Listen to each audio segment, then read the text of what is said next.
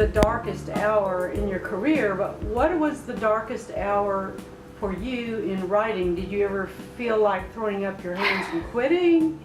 Well, I think every writer goes through that, especially when they get the big rejection letters. And those are really hard to take if you don't have your goal firmly in mind.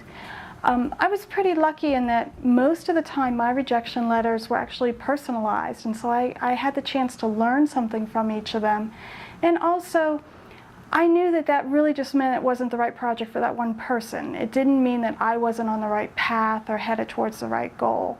So I tried to learn from my mistakes and to keep an open attitude in that I didn't expect my first piece of fiction to be perfect.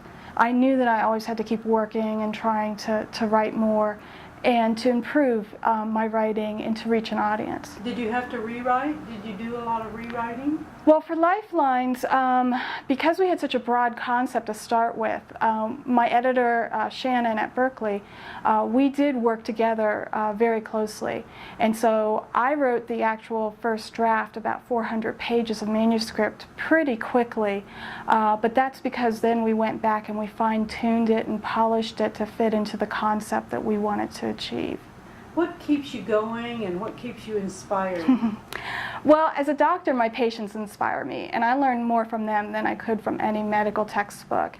And in fact, the one thing about patients and families struggling with disease and illness and trauma is that you really get a chance to see how people can either shine under the pressure and really come through and become heroes and make a difference, or you can also see how pressure can change them and actually end up destroying families. So that really keeps me going. Plus, it gives me an opportunity to see all spectrums of people and what can really happen, and I incorporate all that into my writing. And what keeps you going in the writing side? I mean, do you have any little quirks?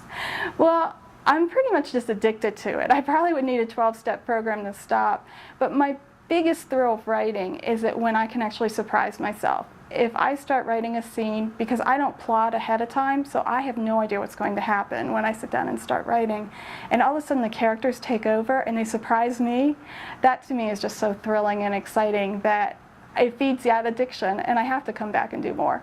That's great. Okay, CJ, thank you so much for being with us today. Thank you.